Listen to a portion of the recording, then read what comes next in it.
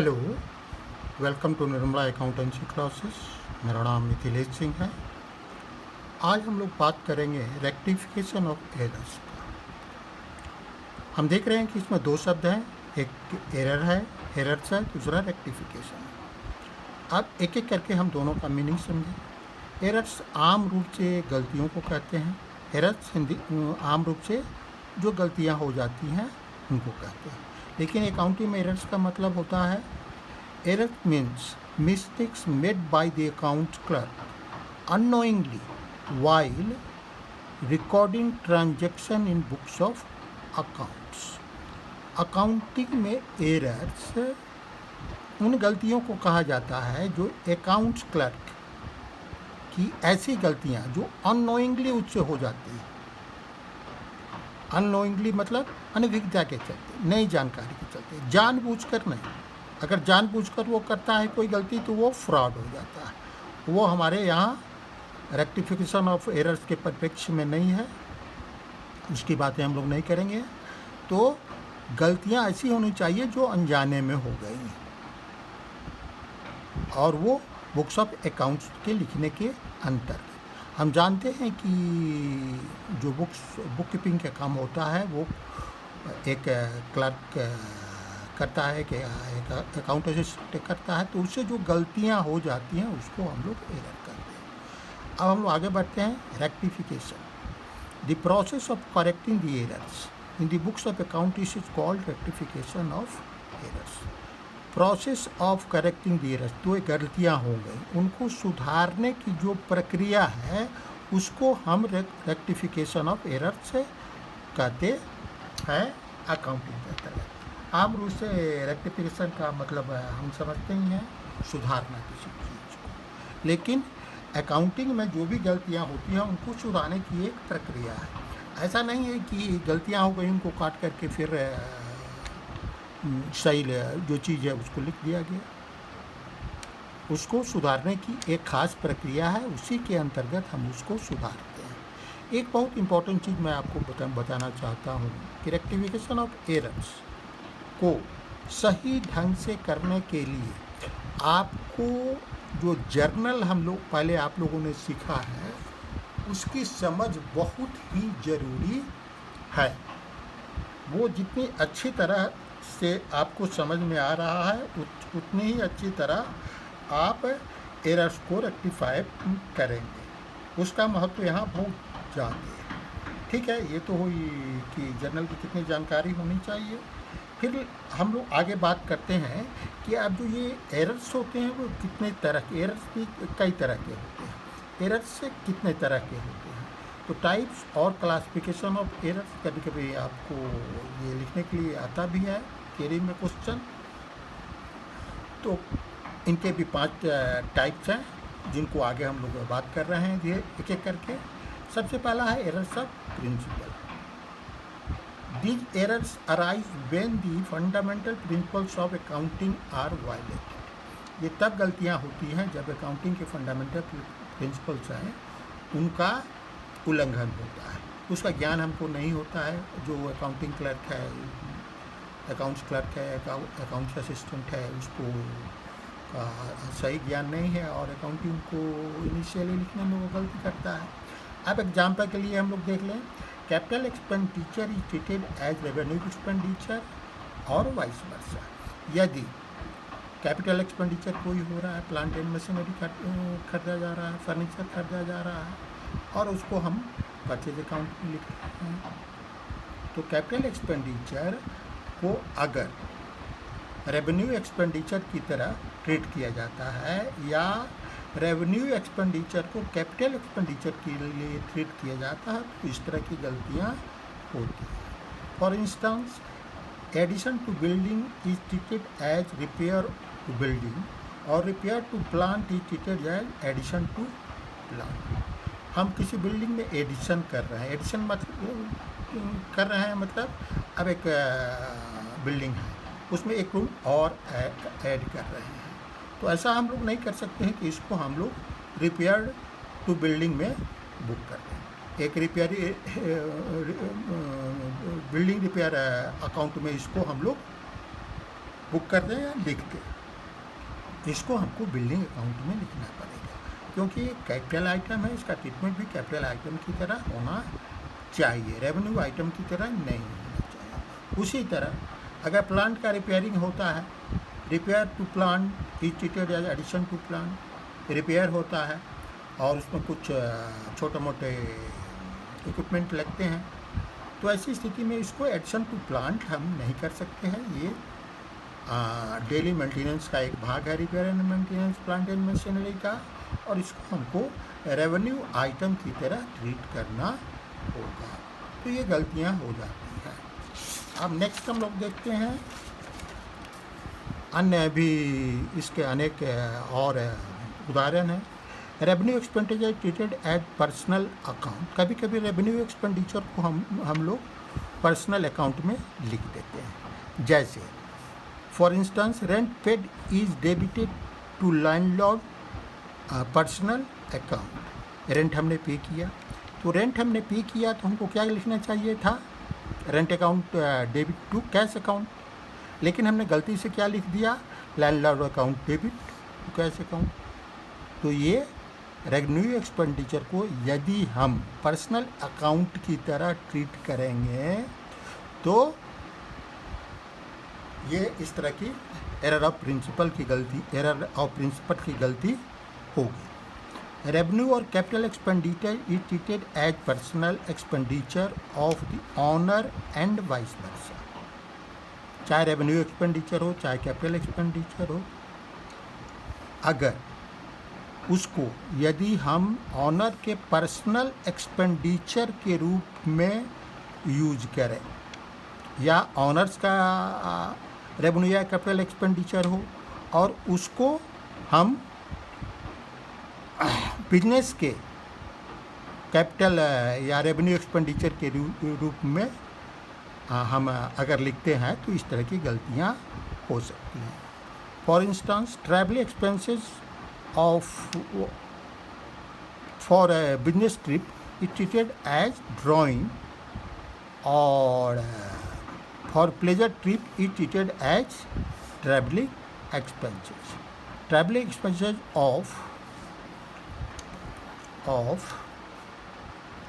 honor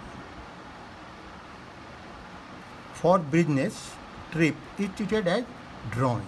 अगर business trip के लिए ऑनर कहीं जा रहा है और उसको हम ड्राइंग अकाउंट में लिखते हैं तो ये गलती हो गई।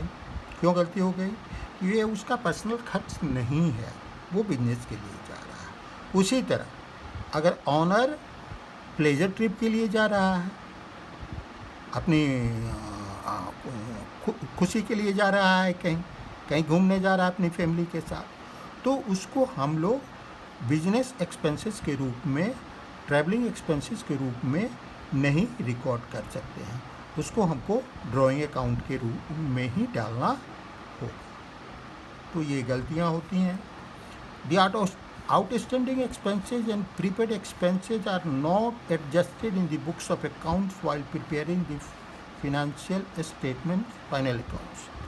अगर हम आउटस्टैंडिंग एक्सपेंसेस या प्रीपेड एक्सपेंसेस का प्रॉपर अकाउंटिंग नहीं करते हैं किसी अकाउंटिंग ईयर में, तो जब हम फिनेंशियल स्टेटमेंट्स तैयार करते हैं या फाइनल अकाउंट तैयार करते हैं तो उनमें गलतियां हो जाती हैं, इसलिए उनका एडजस्ट करना ज़रूरी होता है। ये भी एरर ऑफ प्रिंसिपल है। अब सेकंड तरह का एरर है errors of omission. Errors of omission क्या होता है? ऐसी गलतियां हो जाती हैं जो छूट जाती हैं। ऐसे if a transaction is omitted to be recorded either completely or partially in the books of account, it is called error of omission. ठीक है, अगर ट्रांजेक्शन पार्टली या कम्प्लीटली लिखने से छूट जाती है तो इसको हम एरर ऑफ ओमिशन कहते हैं। Errors of omission are two types, इसीलिए एरर ऑफ ओमिशन के दो प्रकार होते हैं। एक तो होता है complete omission, errors of complete omission, और दूसरा होता है errors of partial omission. Omission. Errors of complete omission को पहले समझ। If a transaction is not recorded in subsidiary books journal at all, अगर कोई ट्रांजेक्शन सब्सिडरी बुक में या जर्नल में एकदम से नहीं लिखा गया है तो इसको एरर्स ऑफ कंप्लीट ओमिशन कहते हैं। एरर ऑफ कंप्लीट ओमिशन कहते हैं। एग्जाम्पल के लिए, goods purchase from Ram worth ₹10,000 is not recorded in journal oblique subsidiary book. अब सब्सिडरी बुक क्या है ये आप ऑलरेडी जानते हैं। जर्नल के लिए ही कुछ प्राइमरी बुक्स का यूज़ किया जाता है जिनको सब्सिडरी बुक्स कहा जाता है। तो हम लोग अपने टॉपिक पर आ जाएं, errors of complete omission. Complete omission में कोई भी ट्रांजैक्शन कंप्लीटली जर्नल में या सब्सिडरी बुक में लिखने से छूट जाता है। दूसरा है errors of partial omission. It is if a transaction is recorded only on the one side of books of accounts and is not recorded on the other side, अगर कोई ट्रांजेक्शन बुक्स ऑफ अकाउंट के एक हिस्से में, हम जानते हैं कि जितने भी ट्रांजेक्शन होते हैं उसके दो एस्पेक्ट होते हैं, तो अगर एक एस्पेक्ट को हम लिख रहे हैं और दूसरे एस्पेक्ट अगर लिखने में छूट जाता है तो इसको एरर्स ऑफ पार्शियल ओमिशन कहते हैं। Example, goods purchase from Mohan is recorded in purchase book, purchase book में लिखा, but omitted to be recorded in Mohan's account, लेकिन मोहन के अकाउंट में हमने नहीं लिखा, तो इस तरह की गलती होती है, एरर ऑफ पार्शियल ओमिशन। अब नेक्स्ट है तीसरा, एरर्स ऑफ कमीशन। जितनी तरह की और गलतियां इन दोनों के अतिरिक्त हम करते हैं और एआई अकाउंट्स क्लर्क करता है वो इसके अंतर्गत आती है, बाकी सारी गलतियां इसके अंतर्गत आती हैं। These errors are made due to negligence of accounts clerk. The reasons of such errors are, अगर अकाउंट्स क्लर्क सावधान रहता है तो इस तरह की गलतियां होती हैं। इन तरह की गलतियों होने के कई कारण होते हैं, एक एक करके उन कारणों का अध्ययन हम लोग करते हैं।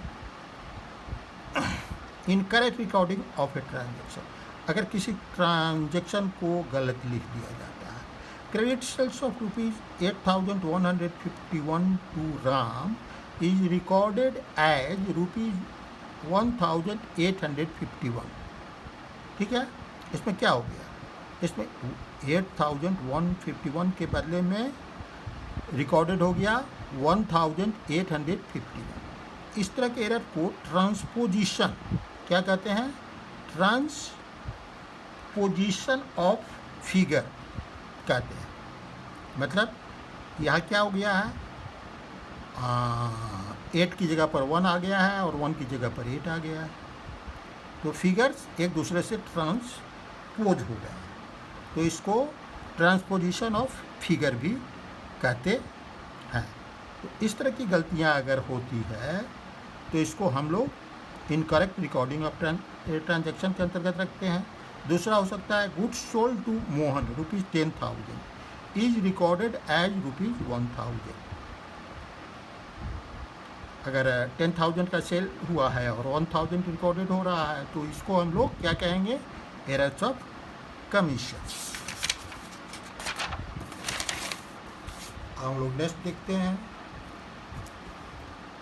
Incorrect posting in laser.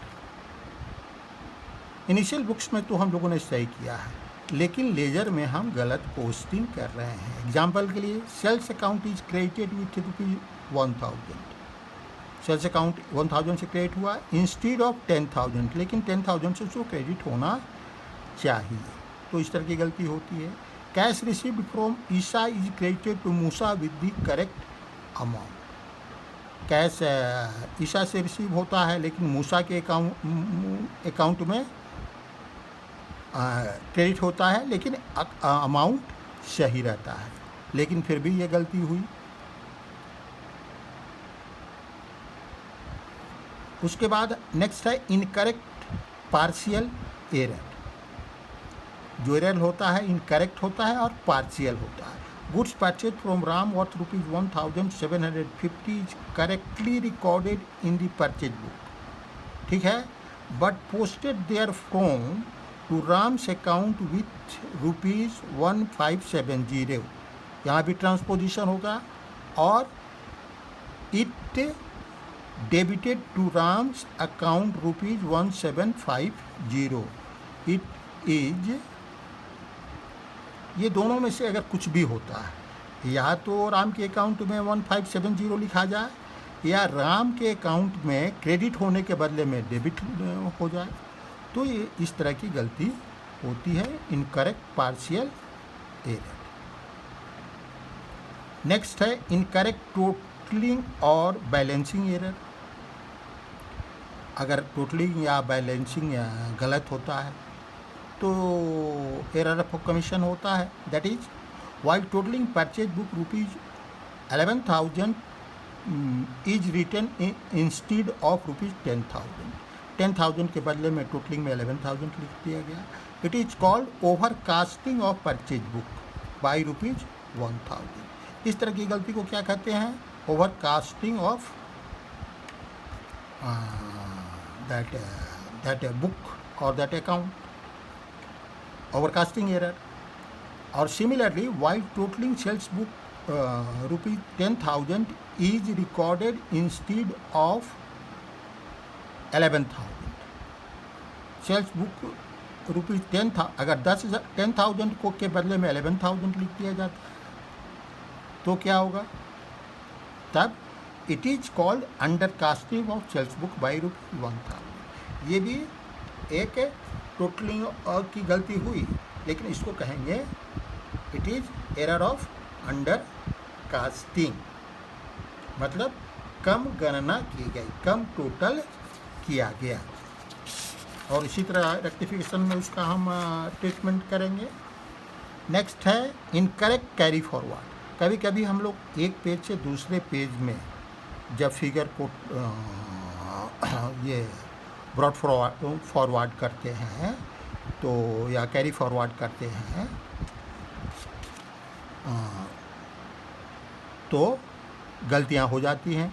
Debit balance of cash book में be carried forward as credit balance of cash book, और debit balance of Mona rupees 1,750 is carried forward as debit balance of rupees 1,570।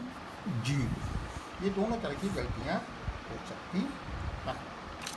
Next है recording of transaction to one side only. That is goods sold to Ram worth rupees 5,000 is recorded in sales books but omitted to be posted to Ram's account.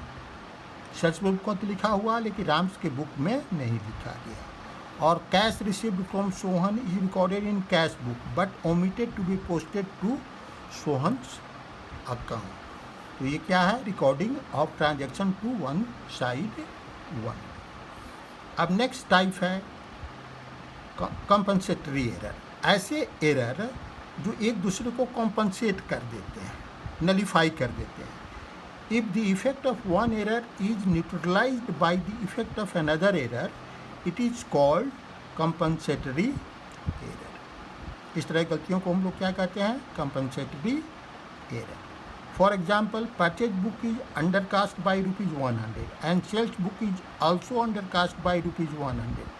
Both the errors of undercasting is compensated by each other since purchase account is having debit balance and sales account is having credit balance. बिल्कुल clear है। हम लोग आगे बात करते हैं errors of duplication. कभी कभी ये जो एरर्स ऑफ डुप्लीकेशन है बहुत सारी किताबों में नहीं दिया गया है, लेकिन एक टाइप हम इसको ले सकते हैं। If the entry of a transaction is recorded twice in the books of original entry and posted twice in the ledger, it is called error of duplication. अगर एक ट्रांजेक्शन की एंट्री दो बार हो जाती है तो इसको एरर्स ऑफ डुप्लीकेशन कहते हैं। एग्जाम्पल के लिए, good sold to Mahesh for cash worth rupees 5,000 is recorded both in cash book and in sales book considering as if it is a credit sale, and both the entries are posted to ledger as well. इसमें क्या होगा, इसमें cash book में भी entry हो गई है और सेल्स बुक में एंट्री हो गई है। यह समझते हुए चूँकि मोहन महेश नाम लिखा हुआ है तो कैश को इग्नोर करके महेश को यहाँ डेबिट कर दिया गया और सेल्स को क्रेडिट कर दिया गया है, सेल्स बुक में लिख दिया गया है। तो इसको इस तरह की गलतियाँ डुप्लीकेशन की हो जाती हैं। अब इसको हम लोग कंपाइल करके ज़रा देख लेते हैं कि ट्रायल बैलेंस पर इन गलतियों में से किसका प्रभाव पड़ता है और किनका प्रभाव नहीं पड़ता है। ठीक है, किनका प्रभाव पड़ता है और किनका प्रभाव नहीं पड़ता है। तो हम लोगों ने 5 तरह के एरर पढ़े हैं: errors of principle, errors of omission, errors of commission, compensatory error, errors of duplication. अब एरर्स ऑफ प्रिंसिपल में कब टीबी पर, ट्रायल बैलेंस पर प्रभाव नहीं पड़ता है। ठीक है, एरर्स ऑफ ओमिशन का भी 2 तरह के होते हैं, कंप्लीट ओमिशन और पार्शियल ओमिशन। तो ट्रायल बैलेंस पर कंप्लीट ओमिशन का प्रभाव नहीं पड़ता है, हमने इसको क्रॉस किया है। टीबी का मतलब ट्रायल बैलेंस है और जो पार्शियल ओमिशन है उसका प्रभाव उसका प्रभाव ट्रायल बैलेंस पर होता है, इसको हमने टिक किया है। एरर्स ऑफ जो कमीशन है इसका प्रभाव ट्रायल बैलेंस पर होता ही होता है। कंपनसेटरी एरर का ट्रायल बैलेंस पर प्रभाव नहीं होता है। एरर्स ऑफ डुप्लीकेशन का भी ट्रायल बैलेंस पर प्रभाव नहीं होता है। तो इसको हमको ध्यान रखना पड़ेगा। इसलिए इसको ध्यान रखना पड़ेगा कि जब हम रेक्टिफिकेशन जर्नल पास करेंगे तो इसका महत्व हमको समझ में आएगा। आगे जब हम क्वेश्चन सॉल्व करेंगे तो हम फिर देखेंगे। अब इसके बाद हम लोग कुछ क्वेश्चन कर सकते हैं, लेकिन मैं समझता हूँ कि हम लोग नेक्स्ट क्लास में क्वेश्चन करेंगे।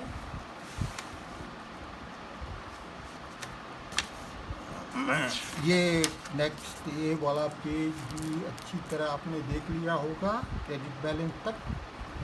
Thank you. In next class I will complete the practical exam. See you again.